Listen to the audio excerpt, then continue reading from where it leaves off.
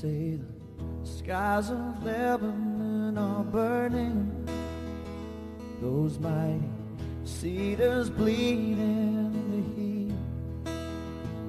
They're showing pictures on the television, women, children dying in the street. And we're still at it in our own place, still trying to reach the future through the past, still trying to carve tomorrow from a tombstone. But hey, don't listen to me, 'cause this wasn't meant to be no sad song. I've heard too much of them before. Right now I only wanna be here with you until the morning dew comes falling. Yeah. I wanna take you to the island, trace your footprints in the sand, and in the evening when the sun goes down, we'll make love to the sound of the ocean.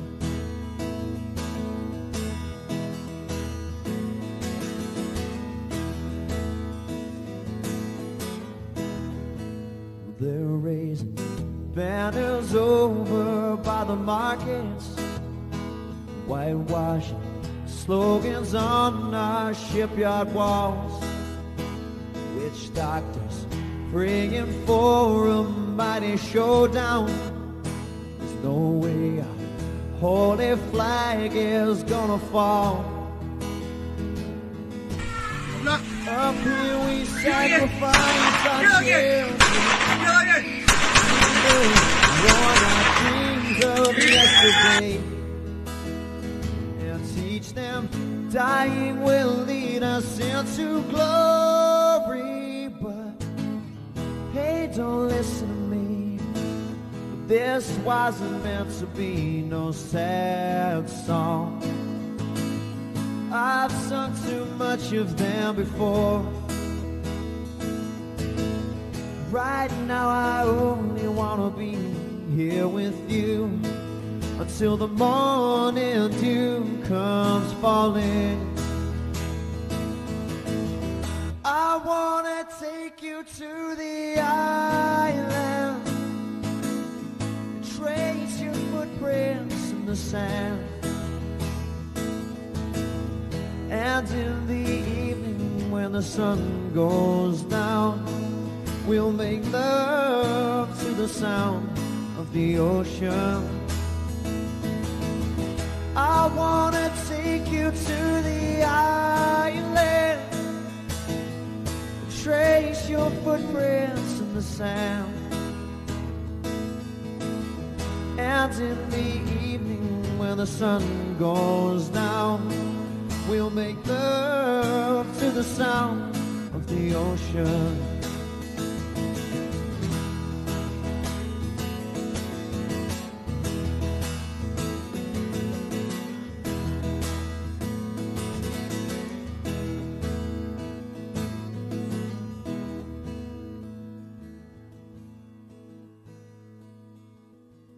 I wanna take you to the island, trace your footprints in the sand, and in the evening when there's no one around, we'll make love to the sound of the ocean. And in the evening when there's no one around, we'll make love to the sound of the ocean.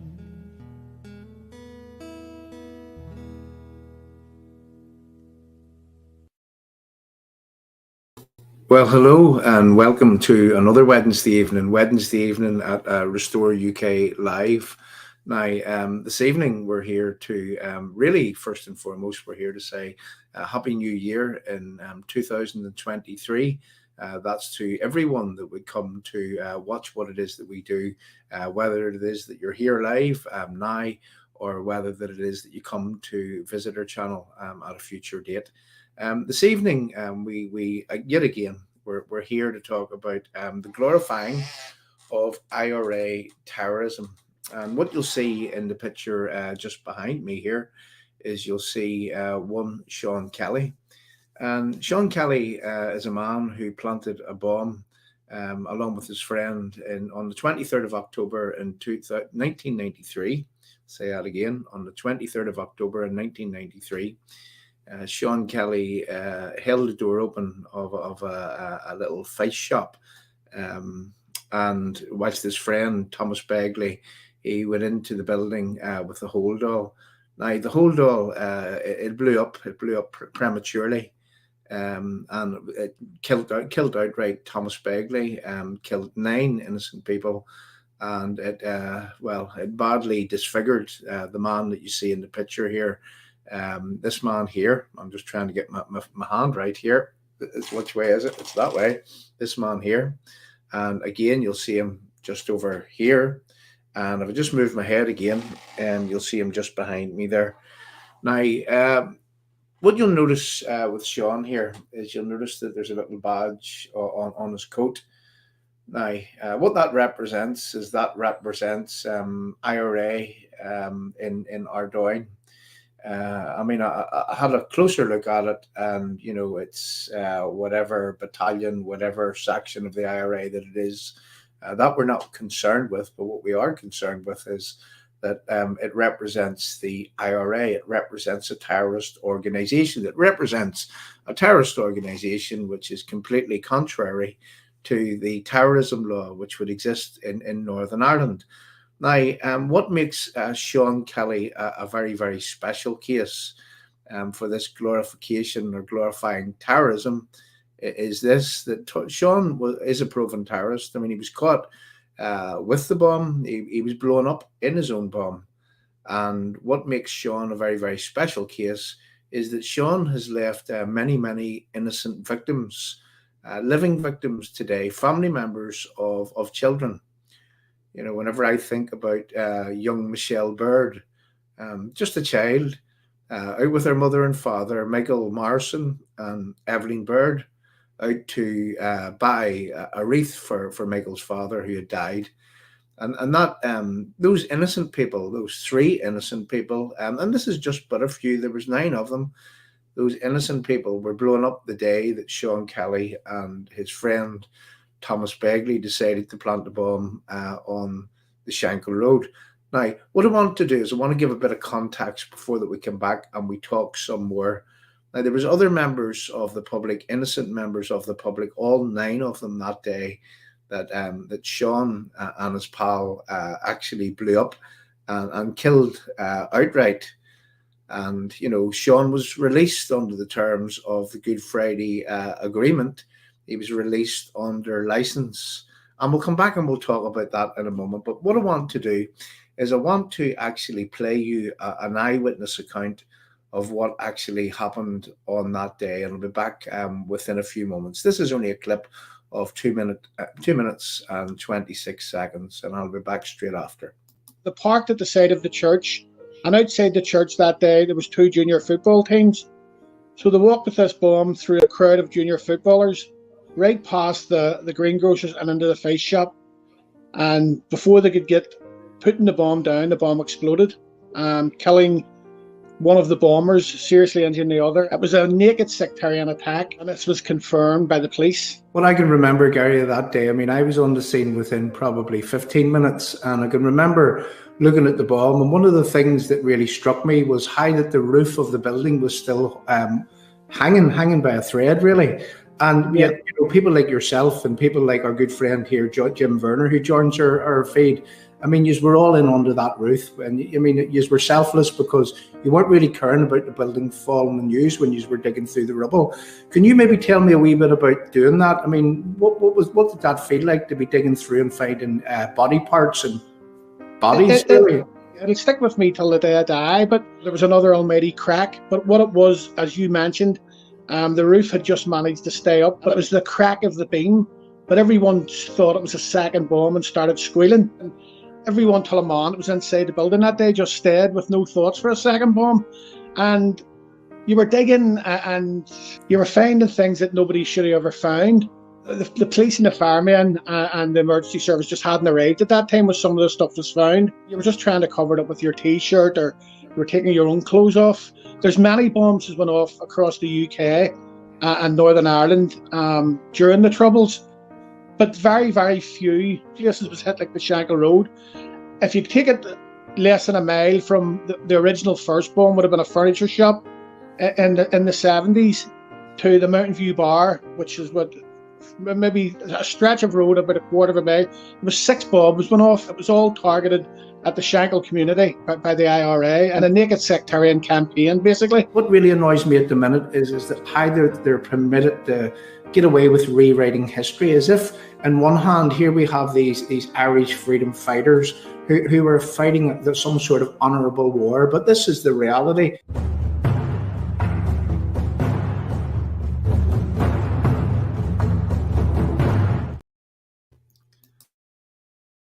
So there you'll have seen an account, or heard an account of what actually happened on 23rd of October in 1993.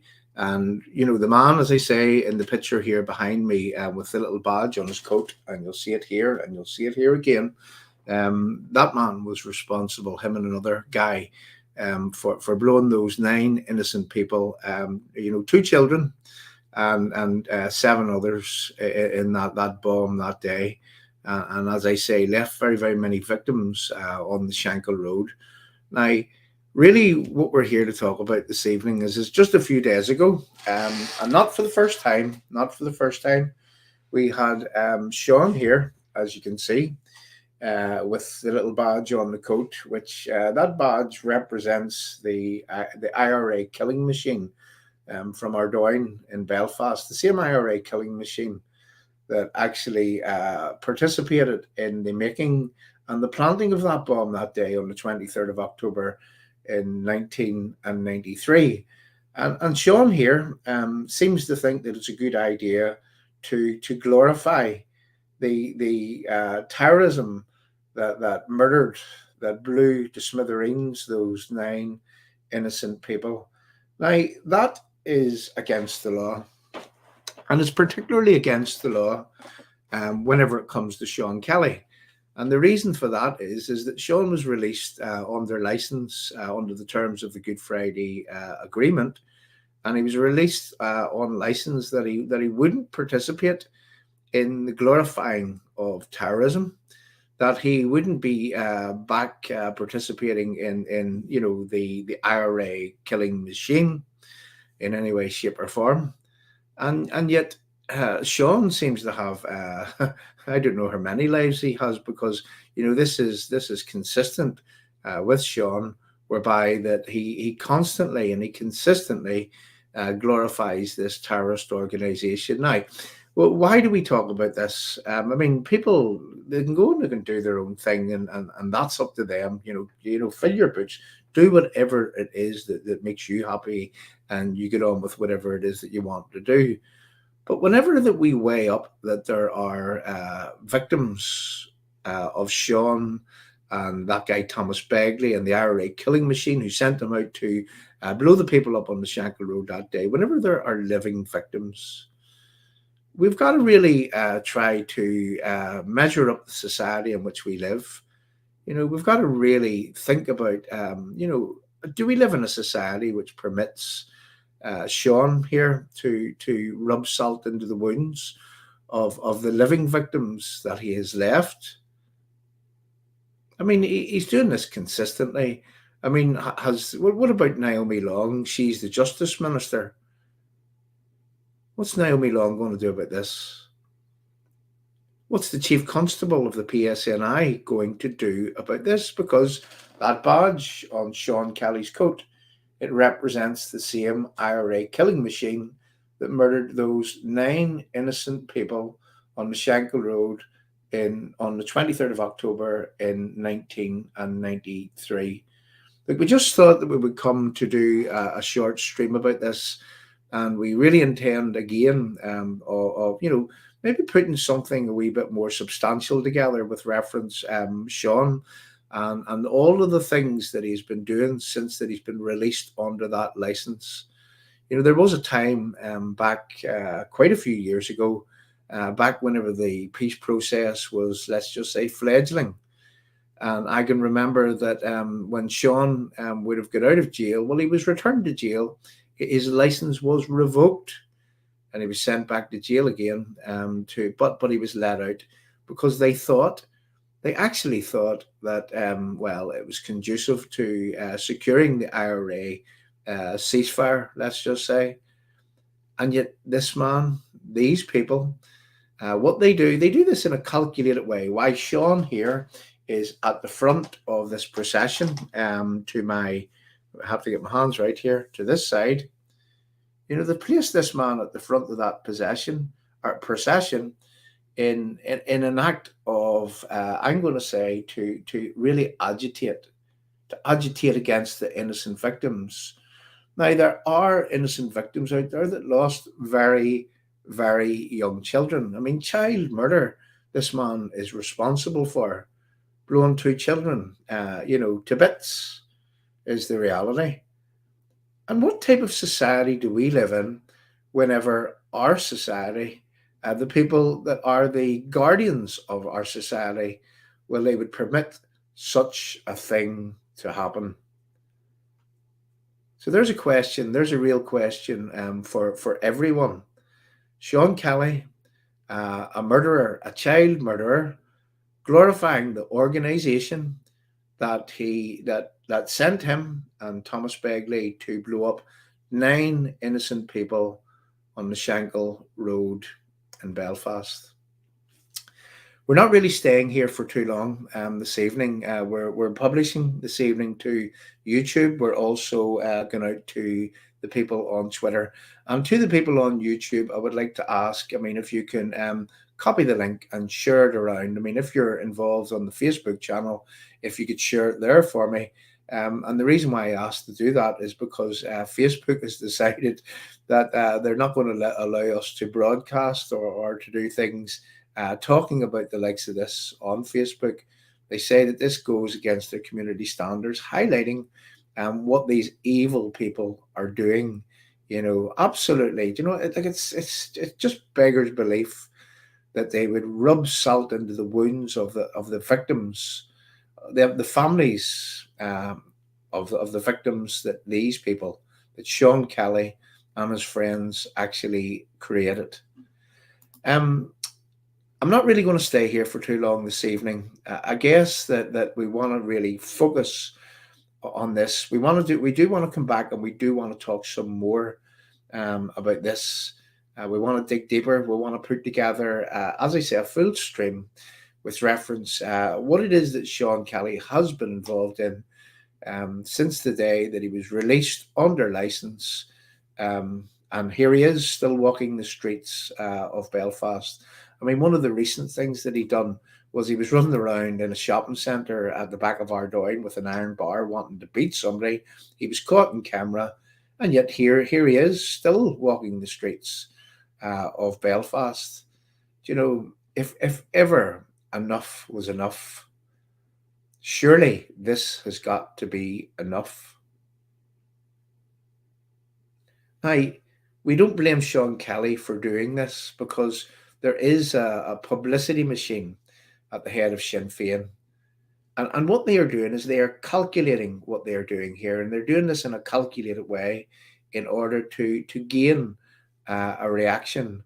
So I think the reaction that we should give them is to literally to put something together and to proceed to the authorities and to demand that the authorities make this man amenable for adding insult to the injury of the victims that he has already created. That would be a fitting process for this man. Where's our unionist politicians? What's our unionist politicians going to do about this? Where's the Secretary of State for Northern Ireland? What is he going to do about this? Chris Heaton Harris, what are you going to do about this? Because you have the power to take this man off the streets and put him back in jail for adding the insult to the injury to his victims, for glorifying the terrorist organization that orchestrated the attack which killed those victims, for participating in the glorification of terrorism contrary to the terrorism laws. Chris Heaton Harris, the ball's in your court. I really don't know what to say when I see this type of thing happen. And the reason why I don't is because that friends of mine were blown up in that bomb. And, you know, I haven't talked to any family member yet, but each and every time this would happen, it traumatizes them. It re-traumatizes them, and it adds insult to the injury to the victims that is already created. So I think we're going to stop there. I think what we're going to do is that we're going to play us out with Mary Lou saying, we will not let these people, the likes of Sean Kelly, be criminalized. We will not let them be criminalized. Child murderers, we will not let them be criminalized, even when they continue to glorify the terrorist machine that caused the loss of those innocent lives. Do we expect any better from this evil organization? Probably not. People, I'll see you all again very, very soon and playing us out with Mary Lou telling you that she will not let Sean Kelly be criminalized. Well, we need to demand that he is criminalized for the criminal acts that he's continuing to participating in. I mean, it is a crime. It's a huge crime to add insult to the injury to the victims that you've created, and in a way that you glorify the organization, the IRA terrorist organization, contrary to the terrorism laws, and most especially whenever you, Sean Kelly, have been released on license. Today, Irish Republicans commemorate the sacrifice and celebrate the lives of our hunger strikers. The 1981 hunger strike was a pivotal moment in Irish history, which saw Republican prisoners thwart British government efforts to criminalise the struggle for a united Ireland. And here in Ireland, Republicans remember with deep pride the sacrifice and the heroism of those who died in the H-blocks. Francis Hughes, Raymond McCreesh, Thomas McElwee. We will not allow them to be criminalised ever. 10 who took a stand, 10 who could not be broken, 10 lives cut short, 10 grieving families.